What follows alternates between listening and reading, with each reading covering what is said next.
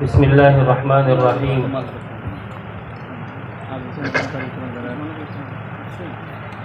الحمد لله رب العالمين، والصلاة والسلام على سيد الأنبياء والمرسلين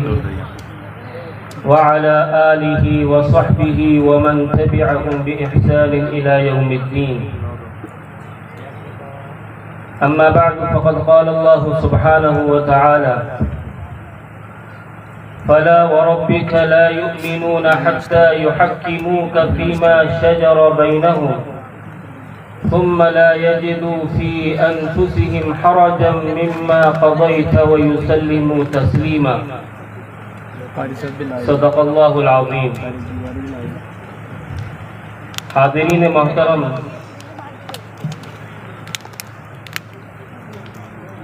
حضرت مولانا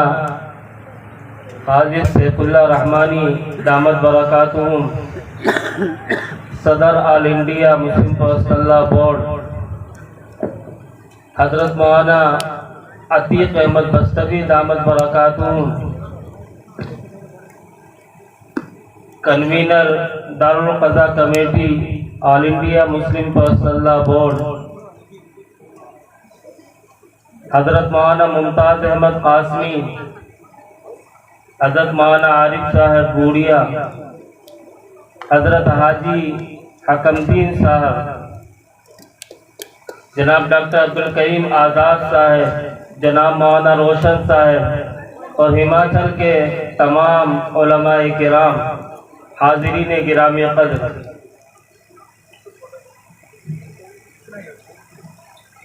ہمارے دادا حضرت مولانا افتخار الحسن صاحب کانلوی نور اللہ مرقدہ جب کبھی پہاڑوں پر سفر کیا کرتے تھے تو ایک حدیث پاک بہت اہتمام کے ساتھ سنایا کرتے تھے. وہ فرمایا کرتے تھے کہ یہ پہاڑ روزانہ ایک دوسرے سے سوال کرتے ہیں: حل مر بک احد ذکر اللہ، کہ کیا آج تمہارے پاس سے کوئی ایسا آدمی گزرا جس نے اللہ کا ذکر کیا ہو، جس نے اللہ کو یاد کیا ہو؟ اگر کوئی پہاڑ اس بات میں جواب دیتا کہ ہاں، آج میرے پاس سے فلاں ابن فلاں گزرا تھا جس نے اللہ کو یاد کیا تھا، اللہ کا ذکر کیا تھا، تو دوسرا پہاڑ اس کو خوشخبری سناتا تھا، بشارت دیتا تھا، مبارکباد دیتا تھا. آج یقیناً یہ پہاڑ نہ صرف یہ کہ ایک دوسرے کو بشارت اور خوشخبری سنائیں گے،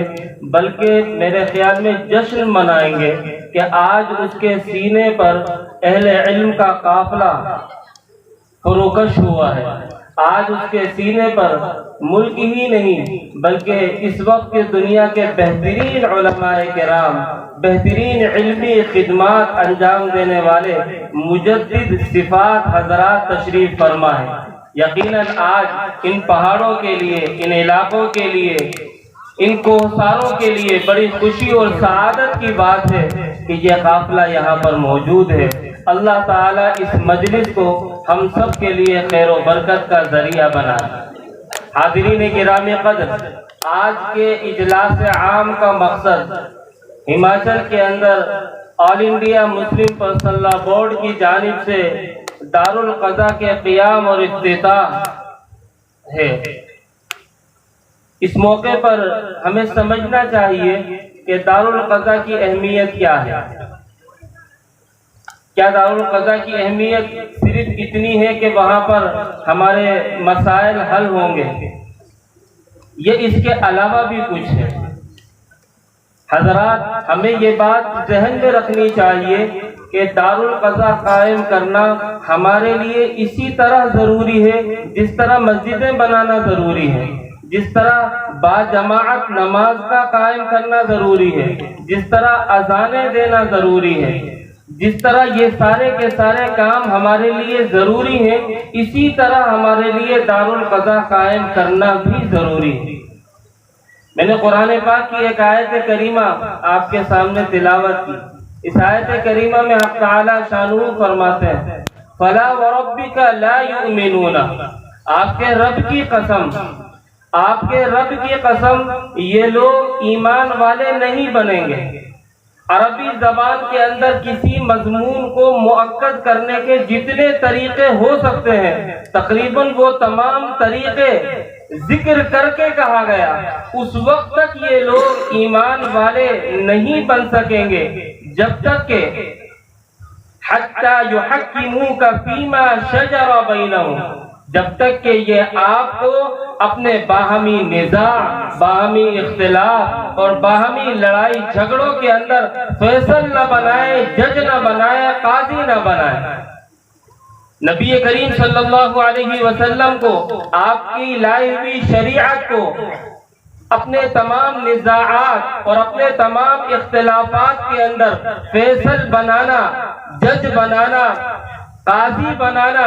یہ ہمارے ایمان کے لیے ضروری ہے۔ اگر ہم نے اپنے نزاعات کے فیصلے کے لیے شرعی اعتبار سے فیصلے کا انتظام نہیں کیا، شرعی اعتبار سے قضا کا انتظام نہیں کیا، تو یہ در حقیقت ہمارے ایمان کے نقص اور ہمارے ایمان کے عیب کی بات ہے۔ اور پھر آگے فرمایا ثم لا يجدوا في انفسهم حرجا مما قضيت ويسلموا تسلیما، کہ تمام نزاع اور اختلاف کے موقع پر پہلی بنیادی ذمہ داری تو یہ ہے کہ نبی کریم صلی اللہ علیہ وسلم کو اور آپ کے بعد آپ کے لائے ہوئے دین کو، آپ کی لائی ہوئی شریعت کو اپنا فیصل بنایا جائے، اور دوسرے درجے میں یہ حکم فرمایا کہ شریعت کے فیصلے کو نہ صرف دل سے تسلیم کیا جائے بلکہ عملی اعتبار سے اس کو اطاعت اور فرما برداری کے دائرے میں لایا جائے۔ فرمایا ثم لا يجدوا في انفسهم حرجا مما قضيت، پھر جو بھی آپ فیصلہ فرما دیں اس فیصلے کے تعلق سے دل تنگ نہ ہو، دل میں یہ خیال نہ آئے کہ یہ فیصلہ تو میرے خلاف چلا گیا، دل میں یہ خیال نہ آئے اس فیصلے سے میرا نقصان ہو گیا، دل میں یہ خیال نہ آئے کہ اس فیصلے سے مجھے بہت سی چیزوں سے محروم ہونا پڑا، بلکہ آدمی خوش ہو کہ اگرچہ فیصلہ میرے خلاف ہوا، اگرچہ فیصلہ میرے نقصان کی صورت میں سامنے آیا، اگرچہ فیصلہ میرے مزاج اور مرضی کے مطابق نہیں ہوا، لیکن میرا دین جیت گیا، میری شریعت جیت گئی، میں جیت گیا اس معنی کر کہ میں نے اللہ کی حکم برداری کی، میں جیت گیا اس معنی کر کہ میں نے اپنے رب کے حکم کے مطابق عمل کیا۔ یہ وہ جیت ہے، یہ وہ ہار ہے کہ جس ہار کے اندر بھی آدمی اپنے دل کے اندر جیت کا احساس اور فتح کا احساس پا سکتا ہے۔ اور فرمایا وَيُسَلِّمُوا تَسْلِيمًا، جس طرح دل سے اس فیصلے کو تسلیم کریں اسی طرح عملی اعتبار سے بھی اس فیصلے کو تسلیم کریں۔ ایسا نہ ہو کہ دارالقضا سے فیصلہ ہو گیا، فیصلہ ہمارے خلاف چلا گیا تو آدمی دارالقضا کے فیصلے کو نکار کر، دارالقضا کے فیصلے کو نظر انداز کر کر کسی اور جگہ فیصلہ کرانے کے لیے چلا گیا۔ احادیث میں ایسا واقعہ مذکور ہے جس میں اللہ کے نبی صلی اللہ علیہ وسلم کے فیصلے کے بعد ایک شخص نے ایک دوسری جگہ فیصلہ کرانا منظور کیا۔ ایک تفصیلی واقعہ ہے جس میں ہمارے لیے بڑا سبق ہے، اور انشاءاللہ آنے والے حضرات مقررین یقیناً اس واقعے کو موضوع بحث بنائیں گے۔ اگر میں ادھر جاؤں تو بات لمبی ہو جائے گی۔ میرے عرض کرنے کا منشا یہ ہے کہ جس طرح ہمارے لیے مسجد بنانا ضروری ہے، جس طرح ہمارے لیے نماز باجماعت قائم کرنا اور اذان دینا ضروری ہے، اسی طرح ہمارے لیے دارالقضا کا قیام عمل میں لانا ضروری ہے، اور پھر دارالقضا کے قیام کے بعد اپنے معاملات کو دینی اور شرعی اعتبار سے دارالقضا میں حل کرانے کی کوشش کرنا، یہ ہمارے لیے اس سے بھی زیادہ ضروری ہے۔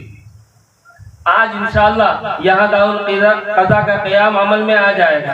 آج سے پہلے ہم اپنے نزاع اور اپنے اختلافات کو لے کر کورٹ میں جایا کرتے تھے، عدالتوں کے اندر جایا کرتے تھے۔ اس وقت ہمارے لیے شاید بات آسان تھی،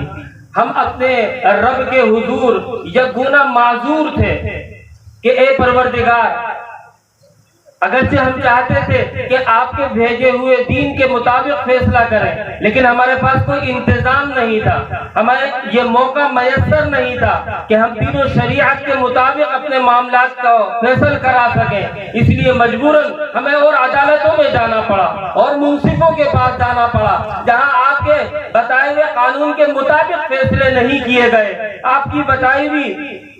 ترتیب کے مطابق فیصلے نہیں کیے گئے۔ لیکن آج دارالقضا کے قیام کے بعد آپ کا عذر ختم ہو گیا، آپ کا عذر ختم ہو گیا۔ اب آپ کے لیے جائز نہیں ہوگا کہ آپ قرآن کے فیصلے کو چھوڑ کر عدالتوں میں اپنے معاملات لے کر جائیں، قرآن کے بتائے ہوئے طریقے کو چھوڑ کر دوسروں کے بتائے ہوئے طریقوں کے مطابق اپنے معاملات کو فیصل کرائیں۔ آج اگر آپ